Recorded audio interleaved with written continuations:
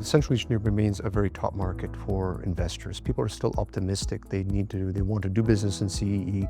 They like the markets. They understand it. We've come a long way since in the transition period. But the requirement for all these investors is that the market has been changing very, very much. Structurally, there has always been, let's say, certain geographic investors, certain investors in certain asset classes. People now need to be a lot more opportunistic and a lot more flexible into what they're looking at. There's a lot of opportunity in various things. There's always a challenge of finding the right product, always a challenge of finding good pricing. And what you're seeing is a lot of local players, especially local investment funds and the like, are really flexing their muscle. They continue to do so because they know the markets, they know how to navigate it.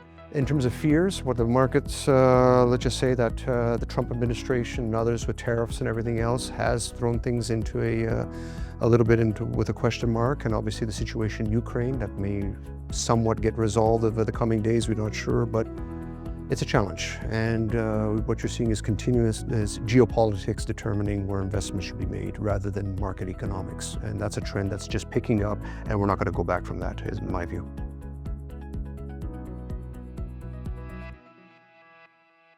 Certainly, you're going to have the investments coming into anything that's related to either industrial production or particularly defense.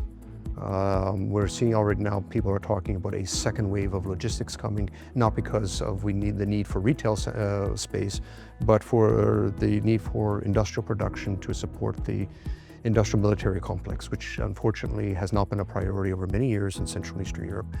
And with the situation in our borders, it needs to become a top priority. So the government is pushing people to invest in that direction, and there are a lot of opportunities for industry, for infrastructure, and for various other collateral things, like, let's say, office space for these various companies that are coming in. So there's going to be a lot of work to be done. There are opportunities. I mean, the governments have to wake up.